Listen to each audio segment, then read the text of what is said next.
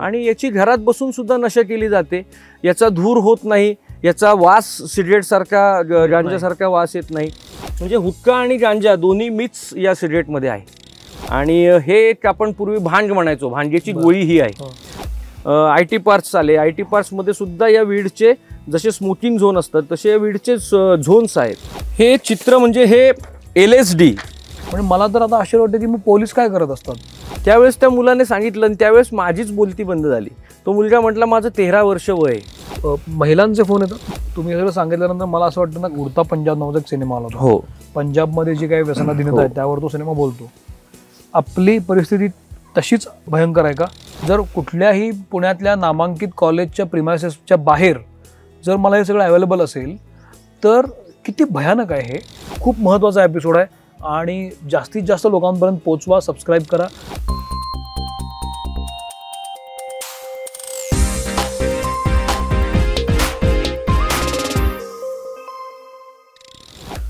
नमस्कार, मी सौमित्र पोटे. मित्र म्हणेमध्ये मी तुम्हा सगळ्यांचं स्वागत करतो.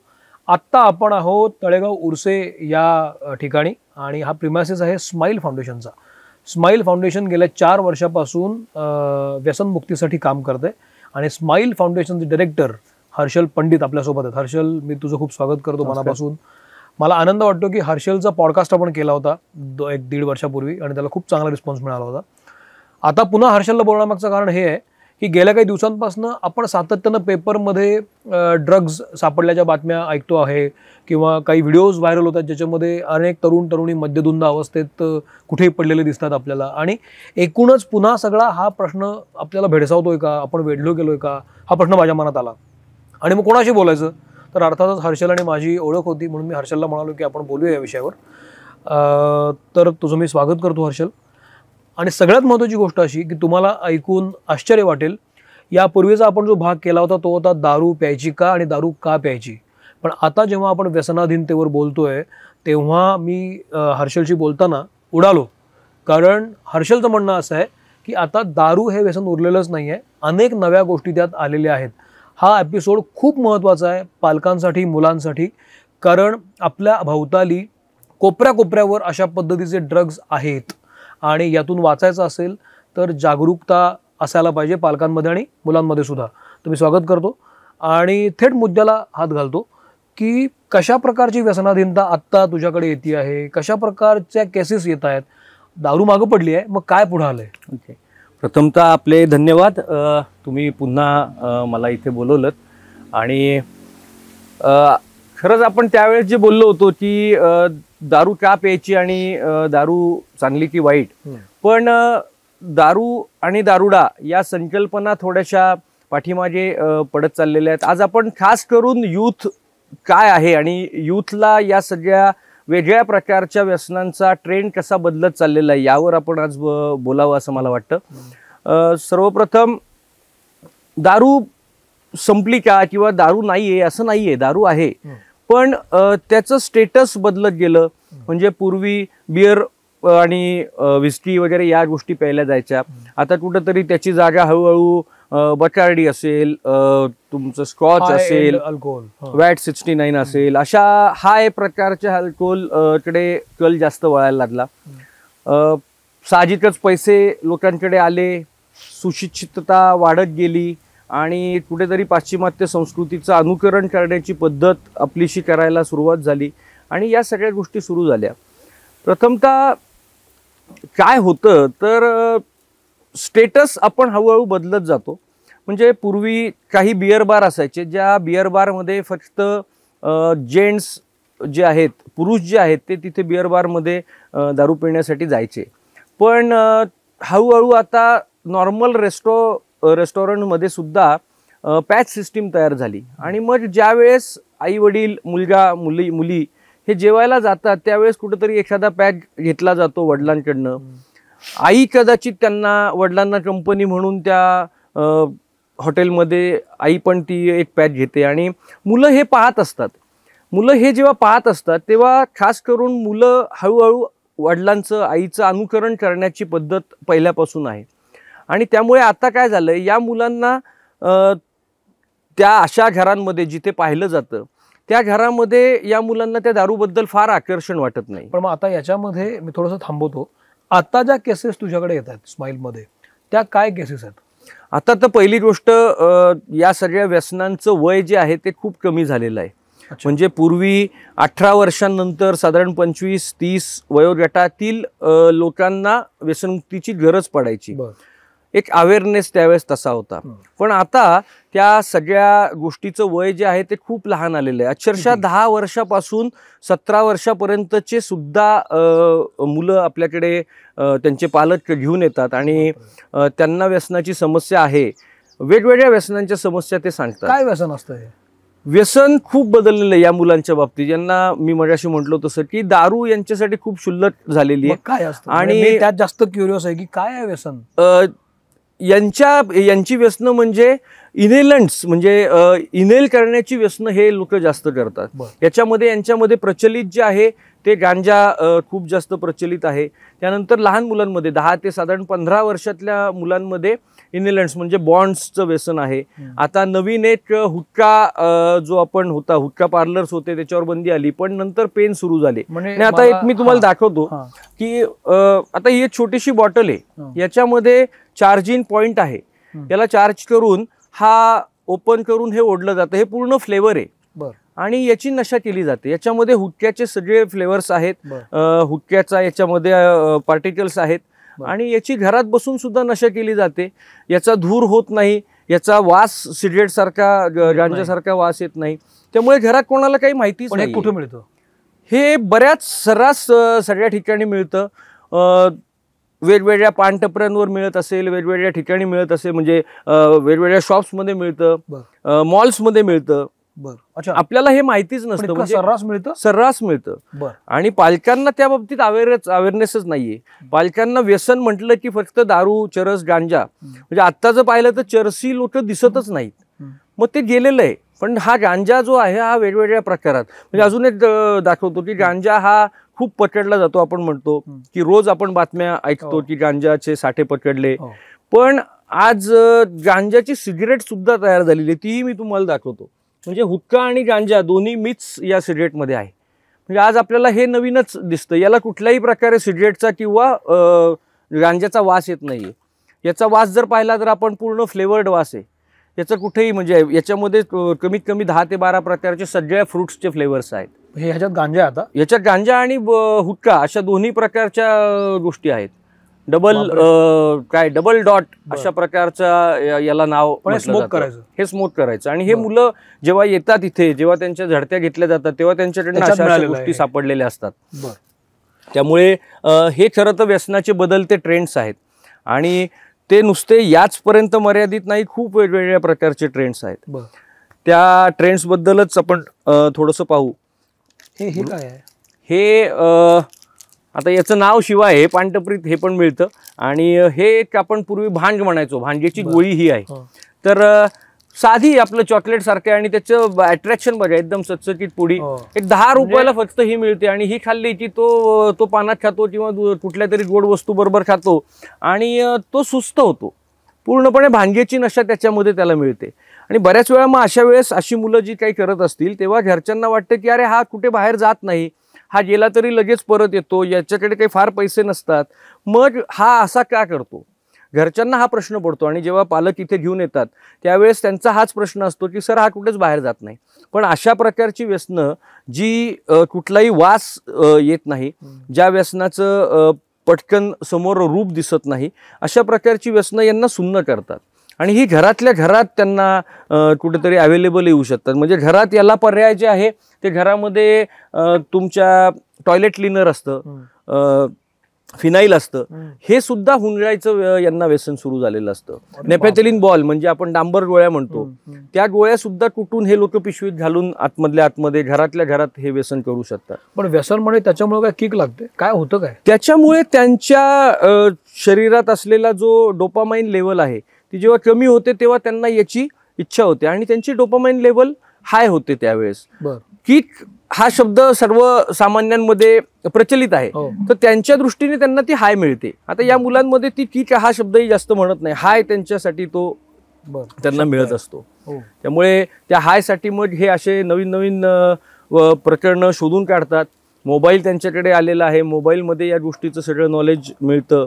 म्हणजे आज गांजा बाबतीत या लोकांना फार अप्रूप आहे. गांजा यांच्यासाठी म्हणजे गांजा पहिलं तर नावच गेलेलं आहे. या मुलांना जर विचारलं तुम्ही तर हे गांजा म्हणणार, गांजा पितो असं म्हणणार नाही, हे वीड नाव त्याला दिलेलं आहे.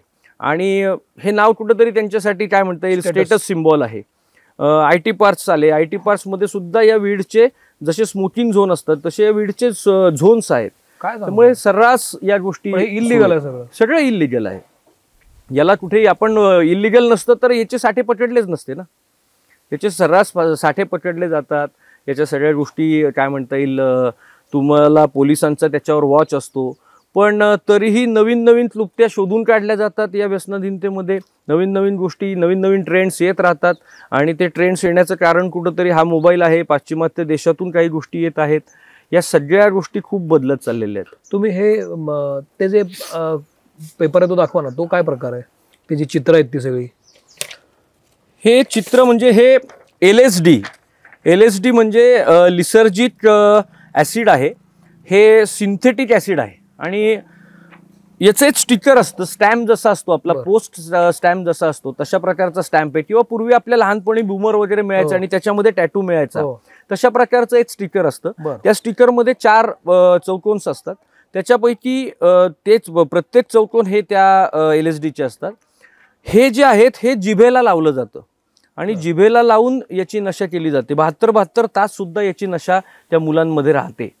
आता ही सगळी व्यसनं जी आहेत ही आपल्याकडे तयार झालेली आहेत का, तर नाही, ही सगळी बाहेरच्या देशातून ही व्यसनं इथं आलेली आहेत. ऍक्च्युली कसं आहे की बाहेरच्या देशामधली परिस्थिती, बाहेरच्या देशामधली त्या लोकांची काय म्हणतात सहन करण्याची ताकद, या सगळ्या गोष्टी वेगळ्या आहेत. आपल्या इंडियन संस्कृती, इंडियन कल्चर, इंडियन ताकद ही सगळी वेगळी. त्यामुळे त्या लोकांना याचा फारसा पटकन परिणाम होत नसेल, पण आपल्या इथे हा परिणाम लगेच जाणवतो. पण याची किंमत काय असते साधारण? LSDची किंमत खूप असते. आता LSDची जर किंमत म्हणाल तर साधारण एक 4 याचा जो चौकोन आहे, एक स्टॅम्प जो आहे तो साधारण 4 ते 10 हजारापर्यंत एक स्टॅम्प मिळतो.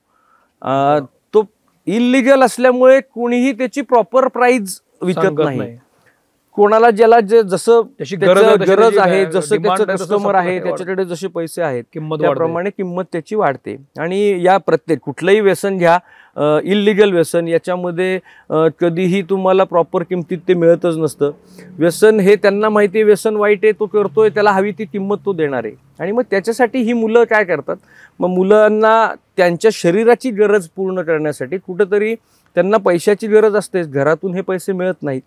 हे पैसे जर घरातून मिळत नसतील मग या अशा प्रकारच्या ज्या आपण गांजाची सिगरेट पाहिली किंवा हा पेन पाहिला, या प्रकारच्या छोट्या छोट्या व्यसनांनी सुरुवात करतात. आणि मग हळूहळू त्याचा जो कनेक्शन आहे तो कुठंतरी मोबाईल म्हणजे बिहेवियरल ॲडिक्शन जे आहे हे सुद्धा खूप प्रमाणात या मुलांमध्ये आहे.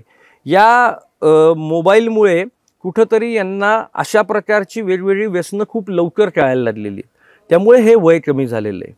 त्याचबरोबर बघा की त्याच्याने हार्मोनल चेंजेस खूप लवकर व्हायला लागलेले आहेत. हार्मोनल चेंजेसकडे मी येतो, पण त्याच्या आपण मगाशी शूटच्या आधी बोलत होतो तुम्ही व्हेलची उलटी त्याबद्दल एक बोलत होतो, तो काय प्रकार आहे? गेल्या 4-5 वर्षापासून पुण्यामध्ये, पिंपरी चिंचवडमध्ये, म्हणजे पुण्यामध्ये म्हटल्यावर आपल्याला पुणे हे खरं तर पाहिलं तर आपलं एक सुसंस्कृत शहर, आपण शैक्षणिक विद्येचं माहेरघर म्हणून ओळखलं जातो. पण गेल्या 20 वर्षांमध्ये पुणे एवढं बदलत गेलंय. पुण्याची प्रगती जर म्हणाल तर खूप झाली आहे. प्रगतीबरोबर या सगळ्या गोष्टी पण वाढलेल्या आहेत. म्हणजे मी त्याबद्दल बोलतोच, पण अजून एक गोष्ट सांगावीशी वाटते की आत्ता पुणे शहर एशियामधलं पहिलं शहर आहे की जिथे सर्वात जास्त पब्स आहेत. पुणे शहरामध्ये सर्वात जास्त स्मोकर्स पुणे शहरामध्ये आहेत. इंडियामध्ये भारतामध्ये सर्वात जास्त स्मोकिंग हे पुणे शहरामध्ये चालतं.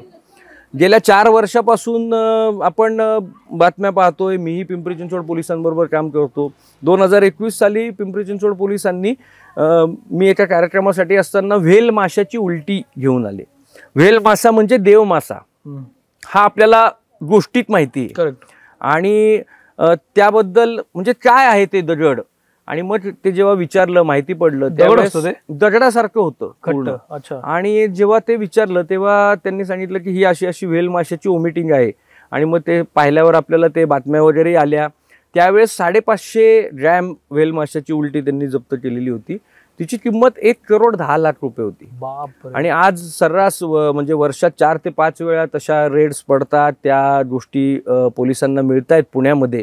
त्यामुळे ही एक फार भयावह स्थिती आहे. हे एक नवीनच व्यसन आहे.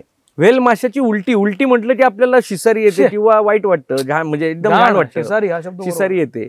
तर उलटीचं व्यसन करायचं आणि ती उलटी खायची म्हणजे खूप मोठी गोष्ट आहे. आणि आज ही मुलं तिथपर्यंत पोहोचलेली आहेत. मला यामध्ये एक विचार असं वाटतं तुम्हाला की हे जे सगळं चालू असतं याचं व्यसन झाल्यानंतर बिहेवियरल पॅटर्न काय बदलतो त्यांचा?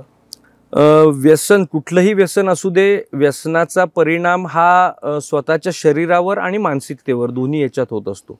बिहेवियरल पॅटर्न बदलतो. म्हणजे आत्ताच काही वेळापूर्वीच आमच्याकडे एक केस आली होती. एक वडील आले, तर ते त्याच्याबद्दलच सांगत होते.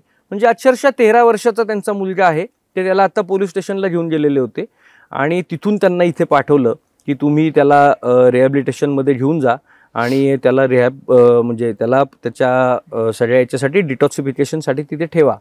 तर त्यासाठी वडील पाहायला आले होते. तर तेच बिहेवियरल पॅटर्न सांगत होते की हा चिडचिड करतो, रात्रभर झोपत नाही, रात्रभर मोबाईलवर राहतो, दिवसा फक्त दिवसभर झोपतो.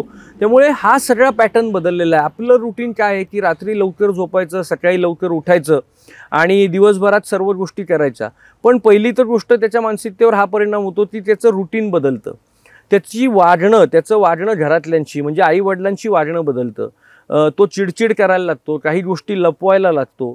थोडक्यात त्याचं बिहेवियर जे आहे ते पूर्णपणे चेंज होत जातं आणि ते आपल्याला समजायला लागतं. मग याच्यामध्ये बऱ्याचशा गोष्टी आहेत. म्हणजे हा मानसिक आजाराकडे घेऊन जाणाराच आजार आहे. त्याच्यामध्ये तो कुठेतरी त्याला घाम येत असेल, त्याची झोप उडते, म्हणजे निद्रानाश आपण त्याच्यामध्ये म्हणतो, कदाचित हॅल्युसिनेशन्स त्याला होतात, म्हणजे तो भ्रमावस्थेत जातो. हे सगळं त्याचं व्यसन सुरू असताना होणं स्वाभाविक असतं. पण याच्यामध्ये हे सगळं होताना पालकांनी काय करायला पाहिजे? म्हणजे हे सगळं इतक्या जवळजवळ आहे. म्हणजे मला तर आता आश्चर्य वाटतं की मग पोलीस काय करत असतात? जर कुठल्याही पुण्यातल्या नामांकित कॉलेजच्या प्रिमायसेसच्या बाहेर जर मला हे सगळं अवेलेबल असेल तर किती भयानक आहे हे. आणि मग तुम्ही सुद्धा पोलिसांबरोबर काम करताय आणि पोलिसांबद्दल मला विश्वास 100% आहे. पण मग हे जे म्हणजे कॉलेजमधल्या कुठल्याही मुलाला माहीत असतं की कुठल्या टपरीवर काय मिळतं खरं. मग हे जर त्या मुलाला माहिती आहे तर मग पोलीस याच्यावर बॅन का नाही आणत? बॅन, या सगळ्या गोष्टी बॅन आहेत. पण जे विकणारे आहेत त्यांना सुद्धा माहिती आहे कोणाला द्यायचं आणि कोणाला द्यायचं नाहीये. त्यामुळे बऱ्याच वेळा आपण पाहतो की पोलिस रेड टाकतात पण काही सापडत नाही. शिक्षा छोटी आहे का? शिक्षा छोटी असं नाही, नार्कोटिकची शिक्षा खूप मोठी आहे. म्हणजे इवन त्याचं स्मगलिंग करताना किंवा ते विकताना जरी सापडलं तर त्याची नार्कोटिकच्या केस या खूप मोठ्या आहेत. कारण जवळजवळ 80च्या दशकामध्ये जेव्हा ब्राऊन शुगर आली त्याच्यानंतर त्याचं प्रमाण जसं वाढत गेलं त्यावेळेस नार्कोटिक डिपार्टमेंट काढण्याची गरज पडली पोलिसांना. आणि त्याच्यामध्ये मात्र पोलिसांनी खूप छान काम केलं, सगळा अवेअरनेस झाला आणि म्हणून कुठेतरी या सगळ्या गोष्टी बऱ्यापैकी अंकुशात आहेत. नाहीतर आज ते डिपार्टमेंट नसतं तर आज घराघरात या सगळ्या गोष्टी पोहोचल्या असत्या. म्हणजे व्हेलची उलटी जर पुण्यात येत असेल, हे जे स्टिकर जर पुण्यात येत असतील, तुम्हाला जर भांगेची गोळी सहज मिळत असेल, हे जर इतकं आजूबाजूला आहे, मग प्रश्न हाच होतो की पोलीस काय करतात? ह्याला काय उत्तर आहे? पोलीस त्यांचं काम नक्कीच करतात. आपण कोणालाही ब्लेम करू शकत नाही. किंवा पोलीस काय करतात हा सर्वसामान्यांना पडणारा प्रश्न नक्कीच आहे की पोलीस काय करतात. पण एक गोष्ट बंद केली, एक गोष्ट पकडली की या व्यसनाचे प्रकार तयार करणारे लोक नवीन काहीतरी घेऊन येत आहेत जे पोलिसांपर्यंत लगेच अवेअर होतही नसेल कदाचित. आणि जशी जशी पोलिसांना खबर लागते तशी पोलीस त्यावर कारवाई लगेच ती केली जाते. म्हणजे आपण आता ते व्हेल माशाची उलटी जी आहे तिची बातमी जर वाचली तर ती नाशिकहून स्मगल करून पार्सलने पुण्यात आली होती. म्हणजे आज एवढी करोडो रुपयाची वस्तू पार्सल पाठवू शकतायत. आणि ती पार्सल आलेली बातमी जेव्हा पोलिसांना कळाली तेव्हा त्यांनी मोशीच्या इथे ती पकडली होती. याच्यामध्ये तुमच्याकडे ज्या केसेस येतात, जसं तुम्ही त्या 13 वर्षाच्या मुलाबद्दल सांगितलं, गेल्या 3-4 वर्षांमधल्या ज्या केसेस आहेत की वय खूप खाली आलं आपण म्हणतो, तुमच्याकडे येणाऱ्या केसेस काय असतात? म्हणजे काही फोन येतात का किंवा काही अगतिकता असते का? काय केसेस असतात त्या मला हव्यात. केसेस खूप आहेत. वेगवेगळ्या प्रकारचे फोन्स येत असतात, इथे पालक येत असतात. त्यातली एक केस तुम्हाला मी सांगतो. असाच 12-13 वर्षाचाच मुलगा होता. त्याचा फोन आला, तो त्याच्याशी मी बोलत होतो. फोनवर सुरुवातीला व्यवस्थित म्हणजे त्याचं बोलणं असं काही खूप लहान वाटलं नाही. आपण आवाजातला टोन म्हणतो ना, तो व्यवस्थित एका चांगल्या नॉर्मल मुलाचा वाटत होता. म्हणून मी काही त्याला वय विचारलं नाही. त्याला कुठून बोलतोय, काय बोलतोय एवढं विचारलं आणि त्याच्या सगळ्या प्रश्नांना उत्तरं देत गेलो. त्याला गांजाचं व्यसन होतंच आणि त्याबरोबर त्याचा प्रॉब्लेम होता की त्याचं म्हणणं होतं की ज्यावेळेस मी सेक्शुअल रिलेशन्स ठेवतो त्यावेळेस माझ्याकडनं व्यवस्थित इंटरकोर्स आणि सेक्स होत नाही. तर ते नॉर्मल जसं इतर व्यसनांच्या बाबतीत इतर लोकांच्या बाबतीत होतं, तो एक कॉमन फॅक्टर असतो. त्यामुळे मी त्याच्याशी त्याच पद्धतीने काउन्सिलिंग करत होतो, त्याला समजून सांगत होतो, त्याच्याशी सर्व गोष्टी बोलत होतो. आणि मग याच्यामध्ये मी त्याला विचारलं की आत्ता वय किती आहे. त्यावेळेस त्या मुलाने सांगितलं आणि त्यावेळेस माझीच बोलती बंद झाली. तो मुलगा म्हटला माझं 13 वर्ष वय आहे. आज विचार करा की 13 वर्षाच्या वयामध्ये आपण जेव्हा लहान होतो आपल्या वयामध्ये आपल्याला धड कुठल्या गोष्टी कळत नव्हत्या. विट्टी दांडूच खेळत होतो. म्हणजे मग हे हार्मोनल चेंजेस कसे बदलत गेले. आज तो 13 वर्षाचा मुलगा तो या सेक्शुअल अफेक्शन्स बद्दल तो जाणतोय आणि तो त्याचा काय म्हणता येईल त्याची प्रॅक्टिस करून झालेली आहे आणि मग त्याला वाटतंय की मला सॅटिस्फॅक्शन मिळत नाही. म्हणजे 13 वर्षात असं काय त्याला सेक्शुअल सॅटिस्फॅक्शन मिळणार होतं. पण हे सगळं बदलत गेलेलं आहे आणि याचा एक मूळ मुद्दा आहे की या सगळ्यापासून पालक कुठंतरी अवेअर नाही आहेत. पालकांना आता अवेअर होणं खूप गरजेचं आहे. तुम्ही मगाशी म्हटलं की पालकांनी काय करायला पाहिजे. हो, तर पालकांनी जसं म्हणजे विश्वास ठेवायचा का नाही ठेवायचा हा एक प्रश्न असतो. पालकांनी विश्वास ठेवायचाच आहे. काय झालं की पूर्वीचं पालकत्व खूप वेगळं होतं. आता आपल्याला पूर्वी आपण म्हणायचो की आम्हाला मिळालं नाही ते आपल्या मुलांना मिळालं पाहिजे म्हणून आपण खूप काही गोष्टी दिल्या. पण त्या देत असताना त्या गोष्टी कशा वापरायच्या आहेत, त्या गोष्टी काय देतोय याचंही नॉलेज मुलांना देणं गरजेचं आहे. या सेक्शुअल गोष्टींचं नॉलेज मुलांशी बोलणं गरजेचं आहे. बऱ्याच वेळा पूर्वी असे काही पिक्चर लागले की ते बंद केले जायचे, चॅनल बदलले जायचे. पण आता तसं होत नाही. आता त्या मुलांशी बोलणं गरजेचं आहे आणि जर पालक बोलले नाही तर कुठंतरी ही मुलं मग दुसरीकडे आणि खास करून मोबाईलमध्ये शोधण्याचा प्रयत्न करतात. मोबाईलमध्ये सगळ्याच गोष्टी त्यांना नॉलेजेबल आणि ॲक्युरेट मिळतील असं नाही. त्या चुकीच्या गोष्टी ते तिथपर्यंत स्वतःसाठी घेतात आणि तेवढ्याच समोर ठेवतात.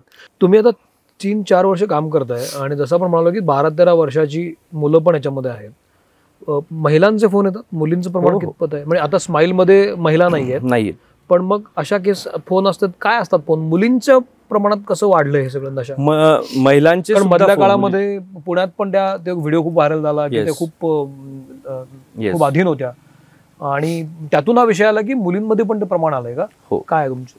मुलींमध्ये प्रमाण आहेच. म्हणजे ही पण एक मोठी गोष्ट आहे की अक्षरशः जेव्हा 10 फोन माणसांसाठी येतात तेव्हा त्या 10 पैकी 3 एन्क्वायरीज ज्या आहेत त्या मुलींसाठी, लेडीजसाठी असतात.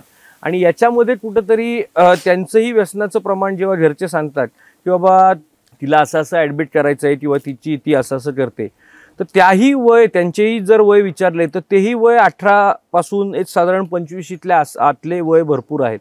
याच्यामध्ये त्यांचीही व्यसनं जर म्हणाल तर ब्रिझर म्हणजे बिअरला जो पर्याय आहे तो ब्रिझरचं व्यसन आहे. बऱ्याच वेळा ब्रिझर जे आहे ते आपण म्हटलं की सर्रास मिळतं सगळीकडे. वाईन शॉपमध्ये मिळतं, मॉलमध्ये गेला की मिळतं, हॉटेलमध्ये मिळतं. तर ब्रिझर हे अल्कोहोल नाहीये, हे एनर्जी ड्रिंक आहे असं या मुलींमध्ये एक कल्पना आहे. मुलींमध्ये व्यसन काय सुरू झालं तर पुन्हा ती पाश्चिमात्य संस्कृती आपण आपलीशी करायला लागलो. तिथलं पार्टी कल्चर आपण आपलंसं करायला लागलो आणि या पार्टीजमध्ये जाताना ज्या काही गोष्टीचं कल्चर पाहिजे ते आपण त्या सगळ्या गोष्टीतून घ्यायला लागलो. आणि मग तिथे ते ब्रिझर जे आहे ते खरं पाहिलं तर त्याच्यामध्ये 4.8% फ्रूट बेस अल्कोहोल आहे. आज ते 275 ml ब्रिझरची बाटली असते, त्याच्यामध्ये 4.8% आहे.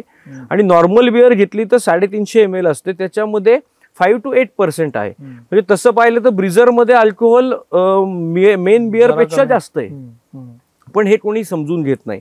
माझ्याकडे एका पालकांनी अशीच विचारणा केली होती, म्हणजे सहज जस्ट पाहायला म्हणून आले होते, ते काही कोणाचे व्यसनी वगैरे असं म्हणून नाही. आणि त्यांनी सहज बोलता बोलता बोलले की अहो ते ब्रिझर काय असतं. म्हटलं ब्रिझर असं असं असतं. अहो म्हणे माझ्या मुलाने आम्ही एका हॉटेलमध्ये जेवायला गेलो आणि त्याने मला सांगितलं की पप्पा मला ब्रिझर घ्यायचं आहे. मग मी त्याला विचारलं काय आहे ते, तर तो म्हटला एनर्जी ड्रिंक आहे. तर आम्ही पण त्यावेळेस काही वाचलं नाही म्हणे.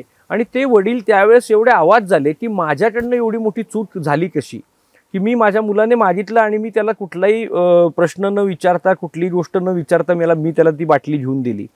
म्हणजे आज बघा त्या मुलाची त्या मुलीची ती हिंमत होतीये की आई वडिलांकडे ते ब्रिझर मागणं, त्यांच्यासमोर ते पिणं.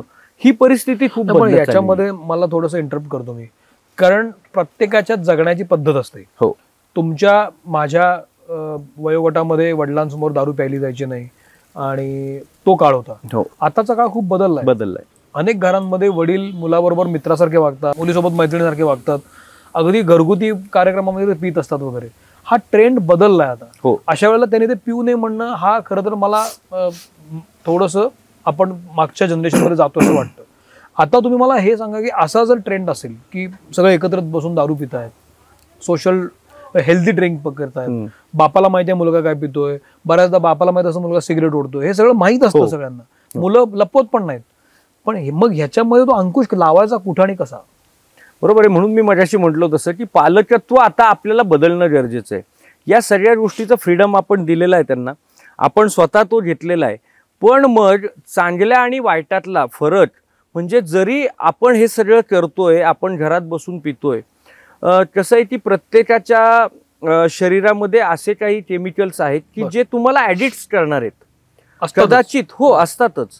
कदाचित तुम्ही बसलेले असताना, तुम्ही घेत असताना, म्हणजे एखादा स्कॉच घेत असेल, एखादी हे घेत असेल, तो ऍडिक्ट झालेला नाहीये. म्हणजे याचा अर्थ माझी मुलं ऍडिक्ट होणार नाहीयेत असं नाहीये. प्लस व्यसन मी चांगलं आहे किंवा वाईट हे म्हणणारच नाही, व्यसन हे वाईटच आहे. मग ते सगळ्यांनी मिळून घेणं हे चुकीचीच पद्धत आहे.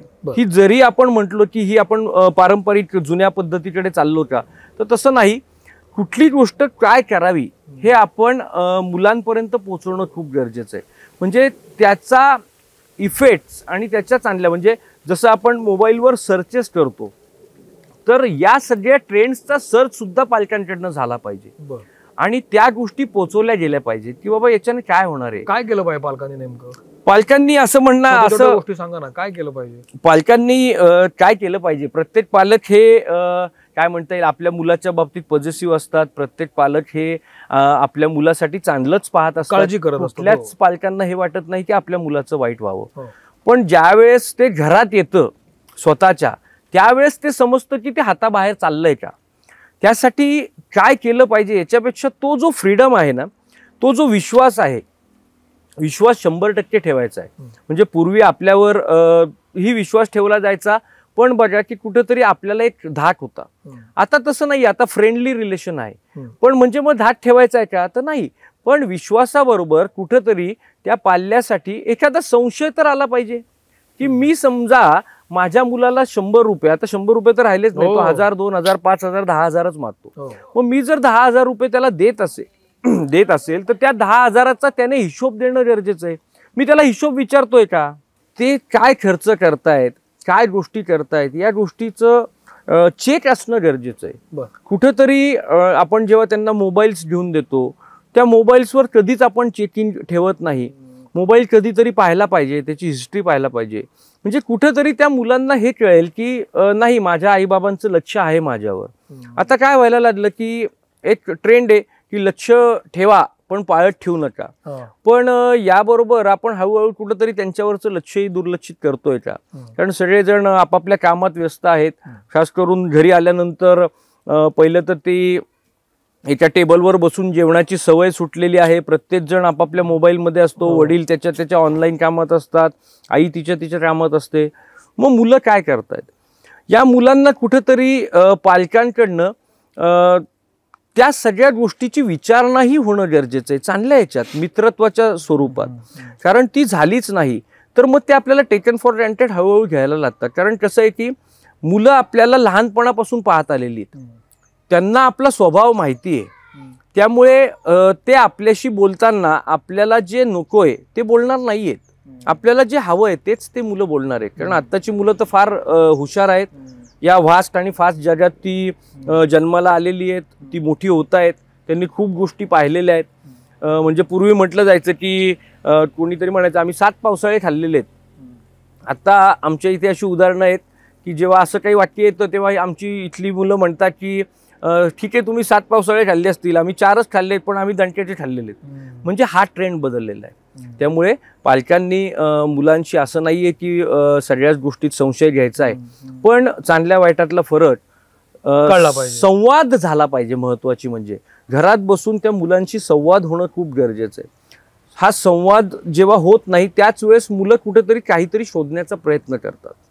पण त्याच्यामुळे होतंय, होतं संवाद कमी झालेला आहे खूप. तुमच्याकडे ज्या केसेस येतात तेव्हा तुम्ही मानसोपचार तज्ञांना पण इथे बोलवत असाल, त्यांचं काउन्सिलिंग करत असता, तर तो अनुभव काय आहे? काय सायकोलॉजी असते मुलांची किंवा इथं आलेल्या केसेसची? भले ती काही 13-14 वर्षाची नसतील, मे बी 20, 25, 28, 30 वर्षाची असतील, यांची सायकोलॉजी काय असते जेव्हा ते इथे येतात आणि ते का करतात असं? सायकोलॉजी तर पहिली गोष्ट, व्यसन हा जो आजार आहे हा या मुलांना लगेच तर मान्य होत नाही. म्हणजे कुठलाही व्यसनी व्यक्ती, तो दारू पिऊन इथे आलेला असू दे, तो ड्रग्स घेऊन आलेला असू दे, तो कशासाठी इथे ॲडमिट झालेला असू दे, पण तो मान्य करत नाही. तो म्हणतो की मी काय फार करत नाही, मी एकदाच घेतो, मी सिगरेटच पितो, मी काही गांजा घेत नाही. म्हणजे तो डिनाईलमध्येच असतो. त्यामुळे जेव्हा तो सायकॉलॉजिस्टच्या समोर, सायकॅट्रिस्ट समोर बसतो तेव्हा हा मोठा टास्क असतो की त्याला याच्यातून बाहेर काढणं, या डिनाईलमधून. त्याचं मास्क जे असतं ते मास्क उतरवणं खूप गरजेचं आहे. कारण ते मास्क तो लावून जेव्हा आतमध्ये असतो त्यावेळेस त्यालाच माहिती असतं मी काय बोलतोय. त्यामुळे सायकोलॉजिस्ट आणि सायकॅट्रिस्ट हा खूप मोठा टास्क असतो की याला बोलतं करणं, याच्याकडनं सगळ्या गोष्टी खऱ्या खऱ्या काढून घेणं आणि प्रेमाने, म्हणजे त्याचं पहिल्यांदा तर ऐकून घ्यावं लागतं. कारण या लोकांना कुठंतरी हे जेव्हा व्यसनी होतात, यांना जरी समजत नसलं, ज्यावेळेस ज्या घरात हे व्यसन पोचलेलं आहे त्या घरामध्ये त्रास काय होतोय, तो त्रास व्हायला लागला म्हणूनच व्यसनमुक्ती केंद्राचा मार्ग घरच्यांनी स्वीकारला, हे या मुलांना पटकन कळत नाही. आणि मग इथे आल्यानंतर कुठंतरी ते मोठेपणा दाखवत असतात, मी काही करत नाही असं म्हणत असतात. पण जेव्हा मग काउन्सिलर बोलायला लागतो किंवा काही प्रश्नांमध्ये आम्ही त्यांना हे करतो की कशा पद्धतीने तू पुढे जात गेलास, त्यावेळेस कुठेतरी हळूहळू मग तो ऍक्सेप्ट करायला लागतो की yes I am an addict. आणि मग तो ते स्वीकारायला सुरुवात झाल्यानंतर हळूहळू त्याची खरी ट्रीटमेंट सुरू होते. पण याच्यामध्ये ॲडिक्शन ओळखायचं कसं? म्हणजे मी समजा आठवड्यातनं एकदाच लिकर पितो, ऑकेजनली ड्रिंक, किंवा 15 दिवसातनं एकदा पितो, हे व्यसन आहे? की आठवड्यातनं 2दा पितो व्यसन आहे? की आठवड्यातनं 4दा पितो व्यसन आहे? काय आहे ह्याला? काय मीटर आहे का काही? याला मीटर असं काही नाही की मी किती पितो. म्हणजे आम्ही कायम सांगत असतो की व्यसनाला प्रमाण नाही. तू किती प्रमाणात पितोयस, तू किती पितोयस याला प्रमाण नाही. व्यसन हे व्यसन आहे. फक्त एवढंच आहे की ते जो आठवड्यातून एकदा घेतोय, जो महिन्यातून एकदा घेतोय, त्याच्यापर्यंत त्याचा परिणाम पोचलेला नाही. काही जणांच्या बाबतीत मगाशी मी जसं म्हटलं की प्रत्येकाच्या शरीरामध्ये असे काही एन्झाईम्स आहेत की जे तुम्हाला व्यसनी करतात आणि ते व्यसन काय म्हणतात त्याला, किक बसवतात, चढतं आपण म्हणतो ना, असे काही एन्झाईम्स शरीरामध्ये असतात. त्या एन्झाईम्सचा परिणाम जो आहे तो कोणावर कधी होणार आहे, किती होणार आहे हे आपण आत्ता सांगू शकत नाही. त्यामुळे बरेचसे लोक आहेत, मिलिटरीचे लोक आहेत की जे वर्षानुवर्ष एक पॅक घेत आहेत आणि ते तेवढ्याच पॅकवर सफिशियंट आहेत. असे खूप जण आहेत संध्याकाळी 30चा पॅक घेतात. मग ते व्यसनी झाले का? तर ते व्यसनी नाहीये, त्यांना व्यसनाची काय म्हणता येईल सवय आहे. ते पूर्ण व्यसनाधीन झालेत का? तर तसं नाही म्हणता येणार. थांबायचं त्यांना कळत. हां, त्याचा प्रकार जो आहे त्याला सोशल ड्रिंकर किंवा काय म्हणता येईल आपण ऑकेजनली ड्रिंकर असे काही प्रकार आहेत. ऑकेजनली म्हणजे तुम्ही म्हणतात तसं की कुठल्या तरी सणवाराला घेणं, कधीतरी घेणं. तर या गोष्टीमध्ये अवेअरनेसची गरज असते. यांना काही ट्रीटमेंटची फार गरज लगेच पडत नाही. पण असंही आहे की कदाचित पुढे जाऊन हे कधी व्यसनी होतील हे त्यांनाही कळत नसतं. म्हणजे आत्ता ते ऑकेजनमध्ये घेत आहेत, आनंदामध्ये घेत आहेत, नंतर ते खूप वेगवेगळ्या गोष्टींसाठी घेऊ शकतात. म्हणजे मुलगा झाला तरी घ्यायची आणि घरामध्ये एखाद्या कोणाचा तरी मृत्यू झाला तरी घ्यायची, म्हणजे दुःखात पण घ्यायची आणि आनंदात पण घ्यायची. हळूहळू हे सुरू होऊ शकतं. त्यामुळे याला काही असं मीटर नाहीये की किती घेतली किती वाईट, कधी घ्यायची, सारखीच घेतोय का तर ती वाईट, असं काही नाही. तुम्ही ज्या काही प्रमाणात घेतात त्या प्रमाणाने तुम्हाला स्वतःला शारीरिक आणि मानसिक दृष्ट्या जेव्हा त्रास व्हायला लागतो आणि तो त्रास घरच्यांपर्यंत पोहोचतो तेव्हा ते व्यसन वाईट आहे. पण आता हे तुम्ही लिकर बद्दल बोलताय की आपण दिसतं ते समोर पिताना, पण ही जी व्यसनं आहेत, जी गोळीची आहेत किंवा गांजाची आहेत, वीडची आहेत, ही तर खूप शांतपणे आणि सोलो होतात, ती कशी सोसायटीमध्ये येत नाहीत. तर मग याच्यावर कसा चेक ठेवायचा? याच्यावर तेच म्हटलं ना की याच्यावर चेक ठेवणं किंवा हे व्यसन पटकन घरच्यांना आणि घरच्यांपर्यंत कळणं हे खूप अवघड असतं. आणि त्यामुळे त्याचा परिणाम हा व्हायला लागल्यानंतर काही गोष्टी कळतात. म्हणजे त्याचं बिहेवियर जेव्हा बदलायला लागतं घरामध्ये, त्याच वेळेस पालकांना कळतं की हा काहीतरी करतोय, काय करतोय माहित नाही. म्हणजे हा पालकांचा प्रश्न कायम असतो, सर हा काय करतो माहित नाही पण काहीतरी करतो. मग ते बिहेवियर सांगतं की हा असं असं करतो, तो झोपूनच राहतो, रात्रभर जागा राहतो, दिवसा झोपतो. आणि मग हे सगळं बिहेवियर जेव्हा सांगतात तेव्हा वीड म्हणजे गांजा, जेव्हा गांजाची लोक येतात ना तेव्हा तर गांजाची मुलं, तेव्हा त्यांच्यामध्ये सर्रास हे सगळे परिणाम दिसत असतात. आणि हे गांजा या लोकांसाठी खूप क्षुल्लक व्यसन जरी असलं तरी हे सर्वात मोठं व्यसन आहे. हे पूर्णपणे मानसिकतेवर परिणाम करणारं व्यसन आहे. म्हणजे सायकोलॉजीमध्ये किंवा सायकॅट्रीमध्ये याच्या अभ्यासक्रमामध्ये उल्लेख केलेला आहे की गांजा सायकोसिस नावाचा पण प्रकार आहे की सायकोसिस डेव्हलप करतो. तो तुम्हाला वेडेपणाकडे घेऊन जाणारं ते व्यसन आहे. आणि हे जी काही लक्षणं ती लोक घरातले पालक सांगतात ही सगळी कुठेतरी वेडेपणाकडे घेऊन जाणारी, म्हणजे नॉर्मल बिहेवियरची लक्षणं नसतात. कुठेतरी रात्रभर जागे राहणं, 2-2, 3-3 दिवस घराबाहेर राहणं, खूप अकांड तांडव करणं, खूप चिडचिड करणं किंवा एकदम शांत होऊन जाणं, या प्रकारची ही लक्षणं आहेत. त्यामुळे ही व्यसनं जी आहेत बिनव्यासाची व्यसनं आपण म्हणू की ही बिनव्यासाची जी व्यसनं आता आपण पाहिलंय नवीन ही व्यसनं खूप भयानक आहेत. तुम्ही सगळं सांगितल्यानंतर मला असं वाटतं ना, उडता पंजाब नावाचा एक सिनेमा आला होता. हो, पंजाबमध्ये जी काही व्यसनाधीनता आहे त्यावर तो सिनेमा बोलतो. आपली परिस्थिती तशीच भयंकर आहे का? म्हणजे उडता पुणे किंवा उडता महाराष्ट्र होणार आहे? येस, 100%. गेल्या पुण्यातलं मी तुम्हाला सांगितलं की पुण्यामध्ये जी काही बदलती परिस्थिती आहे, पुणे ज्या पद्धतीने आणि ज्या काय म्हणता येईल फास्ट ग्रोने पुढे चाललंय, त्याबरोबर या सगळ्या गोष्टी पण आलेल्या आहेत. म्हणजे 2018चा WHO वर्ल्ड हेल्थ ऑर्गनायझेशनने या आजाराला, या व्यसनाधीनतेला आजार म्हणून मान्यता दिलेली आहे. आणि ते दर काही वर्षांनी सर्वे करतात. तर 2018चा एक सर्वे मी तुम्हाला दाखवतो म्हणजे ते वाचा की 2018 साली एकतर त्यांनी वय कमी केलेलं आहे. पूर्वी याच सर्वेमध्ये साधारण 14 ते 18 वर्षानंतरची हे होती. आज त्यांनी 10 ते 17चा एक वयोगट केलाय. याच्यामध्ये अल्कोहोल घेणाऱ्यांचं प्रमाण 10 ते 17 वयोगटातील लोकांचं 30 लाख लोकांचं प्रमाण आहे. त्यानंतर 18 ते 75 लोकांचं 15 करोडच्या आसपास प्रमाण आहे. कॅनॅबिस म्हणजे भांग आपण जे म्हणतो त्याचं घेण्याचं प्रमाण 10 ते 17 वयोगटातल्या लोकांचं 20 लाख मुलांचं आहे. 2 करोड जवळजवळ 2 ते 3 करोडच्या आसपास 18 ते 75 वयोगटातील लोकांचं आहे. ऑपिओइड्स आहेत, सिडेटिव्हज आहेत. आज ओपिओइड्स आणि सिडेटिव्हज औषध म्हणून वापरले जातात बऱ्याच काही आजारामध्ये. आज त्याचं सुद्धा व्यसन केलं जातं आणि तेही करोडोच्या घरात आहे.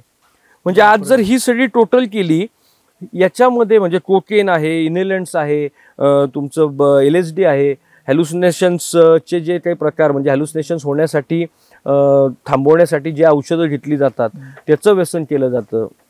या सगळ्याचा जर टोटल केली तर साधारण भारताच्या लोकसंख्येच्या निम्मी होतीये. आणि एवढे लोक जर त्याचं सेवन करत आहेत, त्याची चव घेत आहेत, तर याच्यामधून WHO चा सर्वे हा आहे की 27% लोक ऍडिक्ट्स होत आहेत, व्यसनी होत आहेत. 100 लोकांनी चव घेतली की 27 लोक त्याच्यामधले, म्हणजे 100 सुरू केली की 27 लोक जर त्याच्यातले व्यसनी होत असतील तर हा ट्रेंड खूप बदलत चाललेला आहे, जो पूर्वी एवढा नव्हता. म्हणजे साधारण 2010 सालापर्यंत 12 ते 14% पर्यंत 100 जणांनी सुरू केली तर 12 ते 14 जण त्याच्यातले व्यसनी व्हायचे. आज तो ट्रेंड 27, तेही 2018 साली, आज 2024 आहे. त्यामुळे या ज्या काही पॅन्डेमिक नंतर तर हे खूप जास्त वाढत गेलं. म्हणजे कदाचित असंही दिसतंय की पॅन्डेमिक नंतर खूप फास्ट पद्धतीने सगळ्या ग्रो होत गेल्या. मग याच्यामध्ये ही ग्रो झाली का आपण, आणि ही प्रगती आपण जर म्हटली तर ही प्रगती चांगली आहे का? ही प्रगती नक्कीच चांगली नाही. किंवा हा जो काही सर्वे आहे, हा जो काही पर्सेंटेज आहे, हा नक्कीच कुठंतरी आपल्याला पाठीमागे घेऊन जाणार आहे. कसं आहे की असं म्हटलं जायचं 2025 साली भारत महासत्ता होईल. आता आपण म्हणतो की साधारण तो 2030-2035 पर्यंत भारत महासत्तेकडे पोहोचतोय. म्हणजे आपण या सगळ्या गोष्टी जे पाहतो, हळूहळू महासत्ता होण्यासाठी भारत कूच करतोय. त्या महासत्ता होण्यासाठी भारत कोणाच्या जीवावर महासत्ता होणार आहे तर तरुण पिढीच्या जीवावर महासत्ता होणार आहे. कारण भारतामध्ये आता जवळजवळ 40% तरुण पिढी आहे. तर या 40% तरुण पिढीच्या भरोशावर भारत महासत्ता होण्याचं स्वप्न पाहतो. मग महासत्ता होण्यापासून भारताला जर रोखायचं असेल तर कुठंतरी या तरुण पिढीला थांबवलं पाहिजे. हे कुठंतरी परकीय राष्ट्रांचं म्हणणं आहे, धोरण आहे. आणि हा कुठंतरी आपण म्हणू की एक कोल्ड दहशतवाद हा मानला जातो. म्हणजे यावर उडता पंजाब जो आपण पाहिला की पंजाबमध्ये ज्या पद्धतीने ते ड्रग्स येतात आणि परत तिथून ते बांगलादेश मार्गे दुसऱ्या याच्या मार्गे परत भारतामध्ये येतात, तर ही सगळी सायकल आहे.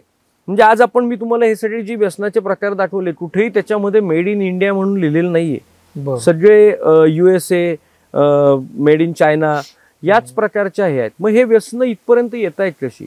तर हा कुठंतरी शांततेत केलेला एक छोटासा दहशतवादाचा प्रयत्न आपण म्हणू शकतो. कारण तरुण पिढीला बर्बाद केलं कीच भारताची प्रगती थांबणार आहे. आणि ही तरुण पिढी खरंच या मोबाईल, रील्स, या त्याच्यातून मिळणारे या प्रकारच्या व्यसनांची माहिती याच्याने खरंच कुठेतरी मागे चालली आहे का, हा विचार करणं गरजेचं आहे. शेवटच्या टप्प्यातला महत्त्वाचा प्रश्न विचारतो. मोबाईलचं जे ॲडिक्शन आहे ह्याच्यात कुठली नशा नाही आहे, मोबाईल ॲडिक्शन आहे. हो, तुमच्याकडे मोबाईल ॲडिक्शनच्या केसेस येतात? हो, की नशा कुठली करत नाही तो, पण मोबाईल. येस. काय 2 प्रकारचे म्हणजे ॲडिक्शनचे प्रकार आपण म्हणतो की एक बिहेव्हिअरल ॲडिक्शन आणि सबस्टन्स ॲब्यूज ॲडिक्शन.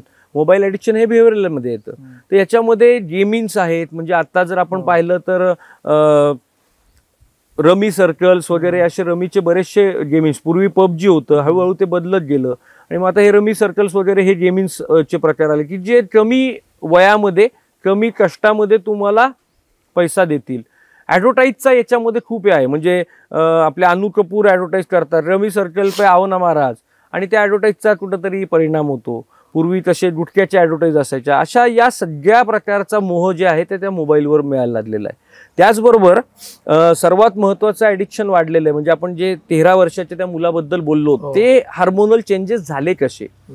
तर पॉर्नोग्राफी, मोबाईलवर पॉर्नोग्राफी पाहण्याचं व्यसन खूप वाढलेलं आहे. पूर्वी पॉर्नोग्राफीसाठी कुठंतरी पुस्तकं असायची, त्याच्यानंतर VCR असायचे, कॅसेट्स असायची. सहजासहजी ते मिळत नव्हतं, अवेलेबल नव्हतं, कष्ट घ्यावे लागायचे. म्हणजे कोणीतरी ओळखीचा असेल तर चोरून काहीतरी बांधून तो माणूस जायचा आणि ते मिळवायचा. पण आता तसं नाहीये. विथिन 1 क्लिक तुम्हाला लाखो क्लिप्स ओपन होतात. आणि कळत न कळत या सगळ्या गोष्टी जेव्हा मुलांसमोर यायला लागल्या तेव्हा हार्मोनल चेंजेस लवकर व्हायला लागले. म्हणजे 13 वर्षाच्या मुलांनी हा प्रश्न मला का विचारला, जो 18, 19, 20व्या वर्षात तयार व्हायला पाहिजे होता? तर हार्मोनल चेंजेस होण्याचं प्रमाण कुठंतरी हे बदललं. कारण त्यांना नको त्या वयामध्ये, म्हणजे नको त्या गोष्टी अगदी लहान वयापासून दिसायला लागल्या.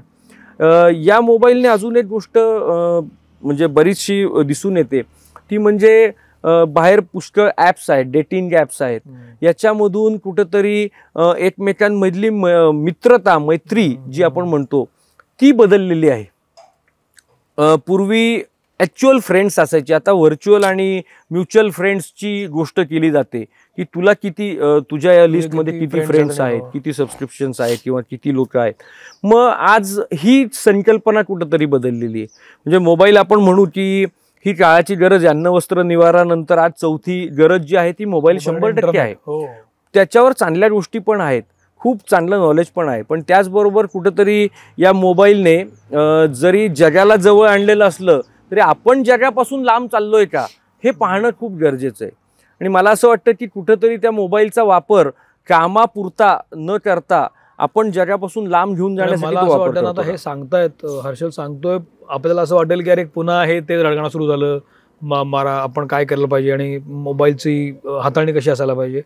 पण ही फॅक्टच आहे. आता जे गोष्टी आपण बघतोय त्या याच सांगतात. खूप वेगवेगळ्या प्रकारची व्यसनाधीनता तुम्ही लोक सगळे पाहत असाल तर भयानक वाटतील अशा काय केसेस होत्या आणि तू पण ते बघून हादरलास. अशा केसेस काय होत्या? एक केस होती ती स्माईलमध्ये येण्याच्या आधी तर मी त्यांच्या घरी गेलेलो होतो, पालकांनी बोलवलं आणि ती मोबाईल ॲडिक्शनची, त्याला कुठलंही दुसरं व्यसन नव्हतं, म्हणजे कुठल्याही दुसऱ्या व्यसनाचा तो अधीन नव्हता. फक्त आणि फक्त पबजी, त्यावेळेस पबजी खूप चालायचा आणि तो पबजी खेळायचा. तर घरी गेलो आणि घरच्यांनी सर्व सांगितलं आणि घर पाहिलं, पूर्ण घर अस्ताव्यस्त होतं. त्या घराच्या कुठल्याही दरवाजांना कड्या आतून नव्हत्या. का तर तो मुलगा तासनतास दिवसेंदिवस 4-4, 8-8 दिवस कडी लावून आतमध्ये बसायचा आणि तो कुठलाही होकार न देता, कुठलाही ओ न देता तो हे करायचा नाही.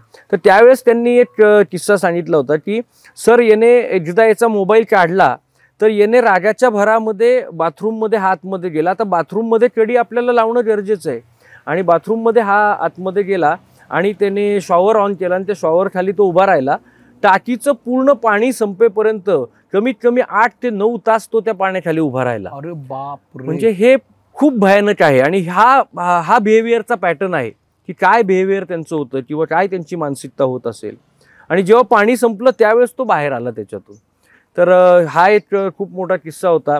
इथे सुद्धा आल्यानंतर बऱ्याच वेळा भयानक काय घडतं तर हे व्यसनाचे एवढे अधीन होतात की हे हॅल्युसिनेशन्समध्ये जातात. त्या हॅल्युसिनेशन्समध्ये यांना काय करतो हेच समजत नसतं.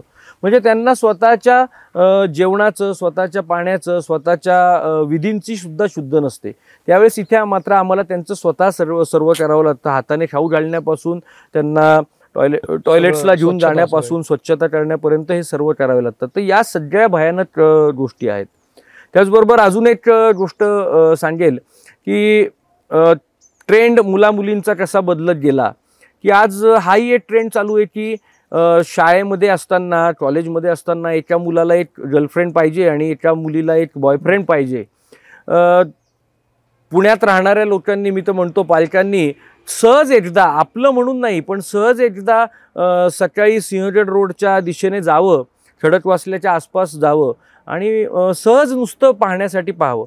तिथे आपल्याला असं चित्र दिसेल सर की कुठंतरी शाळेच्या ड्रेसमधले असलेले मुलं मुली, पाठीला दप्तर लावून जाणारे मुलं मुली गाडीवर सर्रास चाललेले आहेत.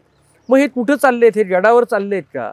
तर तो थोडासा ती गोष्ट माहितीसाठी आपण करायला पाहिजे की त्या रोडने जाताना अक्षरशः सर लिहिलेलं आहे लॉजवर की 1 तासाचे 500 रुपये. मग आज तुमच्या माझ्यासारखा व्यक्ती त्या लॉजमध्ये 1 तासासाठी जाणार नाही. ही मुलं सर्रास तिथे जाताना आपल्याला आढळतात. तर हे आपल्याला चेक ठेवणं गरजेचं आहे. त्यामुळे इकडे आमच्याकडे सुद्धा पवना डॅमकडे जाताना आपण पाहतो, वेगवेगळ्या डोंगरांवर पाहतो. परवा ज्या मुली आपल्याला त्या वेताळ टेकडीवर आढळल्या त्याच पद्धतीच्या नशेमध्ये आढळल्या. मग नक्की हे मुलं मुली करतायत काय? म्हणजे आता आपण होळीचे इव्हेंट्स पाहू. जेव्हा ती मुलगी आपली होळी खेळण्यासाठी बाहेर जाणार आहे त्यावेळेस त्या मुलीला विचारलं पाहिजे की कुठं चालली आहेस, किती वेळ जाणार आहेस. 8-8 तासाचे इव्हेंट्स बुक आहेत. बुक माय शोवर त्याचे इव्हेंट्स बुकिंग चालू आहेत. म्हणजे हे सगळा बदलता ट्रेंड आहे हा. तर या होळीमध्ये काय आहे, त्यांनी काय म्हणतात त्याला चार्ट दिलेला आहे की काय काय होणार. मग नॅचरल रंग तुम्हाला मिळणार, ड्रिंक्स फ्री मिळणार, जेवण फ्री मिळणार, तुम्हाला मोठा टब मिळणार, रेन डान्स होणार. म्हणजे जे आपण फिल्ममध्ये इव्हेंट पाहतो की त्या मुलींना उचलून तो एखादा हिरो पाण्यामध्ये घालतो, मग हेच सगळं तिथे होणार आहे. मग हे सगळं होणार आहे तर मग ती मुलगी तिथे नशा न करता राहणार आहे का?